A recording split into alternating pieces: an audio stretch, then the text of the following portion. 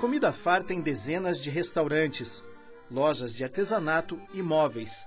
Esta é a fórmula do sucesso de Santa Felicidade, um dos pontos turísticos mais conhecidos de Curitiba. Passagem obrigatória para quem vem conhecer a cidade. Mas existe uma Santa Felicidade que não faz parte dos roteiros turísticos. É esta Santa Felicidade que o seu Armando Túlio, descendente de uma das famílias mais tradicionais do bairro, vai nos mostrar agora.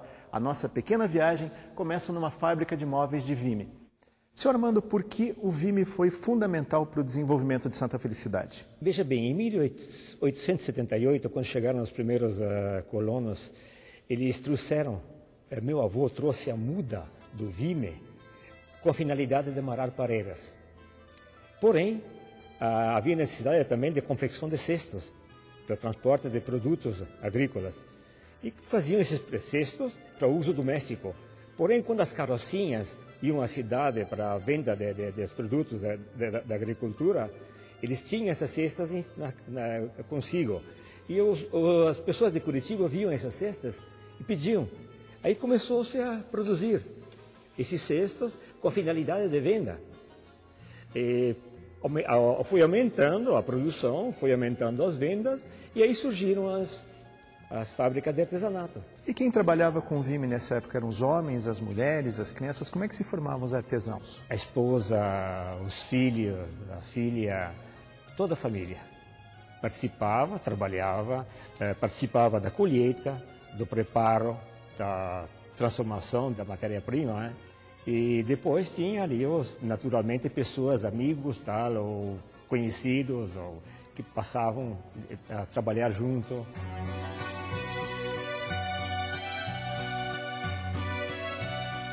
O bairro foi colonizado no século XIX por imigrantes da região do Vêneto, no norte da Itália. O que restou do tempo dos pioneiros italianos sobrevive em pequenas ilhas do passado.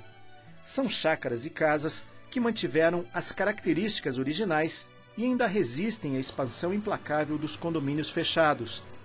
Nestes locais, é possível encontrar objetos e utensílios que contam a história do bairro. Isso daqui é uma viagem no tempo. É uma viagem no isso, tem minhas lembranças, as minhas recordações. É um lugar de relax. Bom, e tem lembranças também da cidade toda. Isso daqui parece uma roda d'água, mas não é uma roda d'água. Quem vê de longe assim pensa... pensa que é uma roda d'água. Não, isso aqui, quando transformaram os sinos de Santa Felicidade, foram transformados de manuais, que tocavam manualmente, foram transformados para elétrico, eles tiraram os volantes de sinos, certo? Foram desfeitos e o pessoal jogou lá de cima, lá da torre, e eu recolhi os pedaços.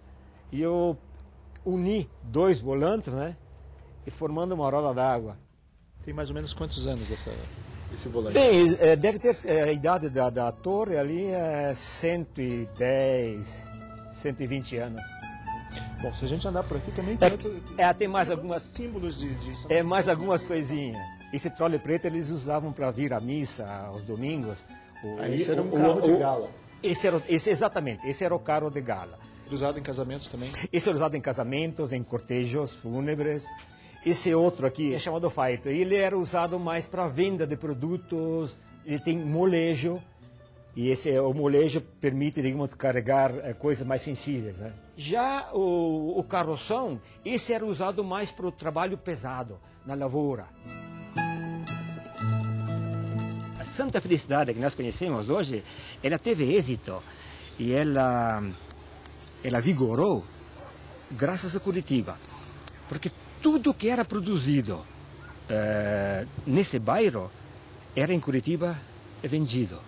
Eram 300, 400 carrocinhas que saíam todas as manhãs com o produto da lavoura, enfim, com até mão de obra para Santa Felicidade fornecer para Curitiba.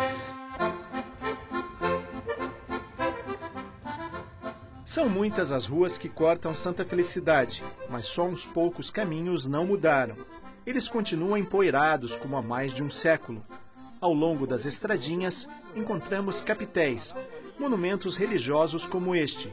Essas capelinhas tinham um significado especial para os colonos. Esse aqui foi edificado em 1939. em louvor a São Carlos Borromeu.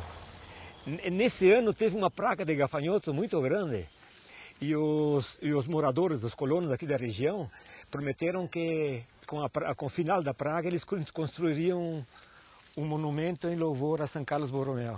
Então aqui os colonos vinham das suas terras, né, e se reuniam com as carroças ao redor aqui, e aqui passavam a manhã do domingo orando, depois punham em dia os assuntos da semana. Então aqui era um ponto de encontro desses colonos, nesses capitéis. Pequenos segredos do velho bairro. As cantinas subterrâneas onde se guardam tesouros líquidos. Então, senhor Armando, essa daqui é uma adega típica italiana. É o que se fazia debaixo das casas, né? La caneva. E toda casa tem uma caneva. Isso. Em todas as casas tem a caneva, todos fazem o vinho. Eles fazem o vinho para eles, às vezes tem um pouco também para pessoas da cidade que vêm à procura. E não é produção grande, que você vê, é pequena, então ela é mais artesanal. Vamos fazer um brinde, né? Vamos fazer assim, como é que diz o nosso padre? Salute. Entre secos e molhados, que Deus seja louvado. Que Deus seja. Salute, cara, salute. A nossa salute.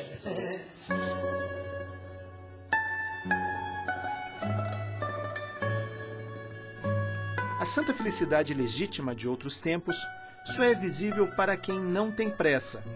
Ela se mostra em fragmentos de antigamente, aqui e ali. A casa da família Benato sobrevive, com uma dignidade serena que só as velhas casas das numerosas famílias têm.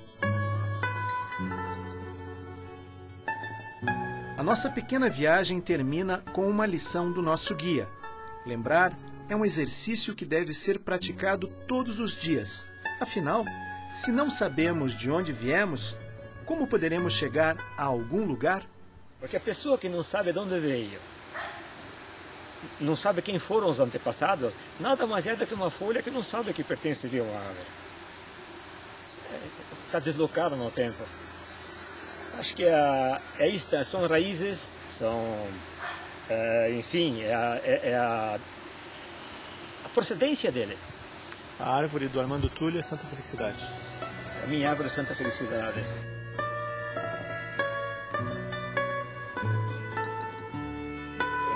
Salute, cara, salute. A nossa salute.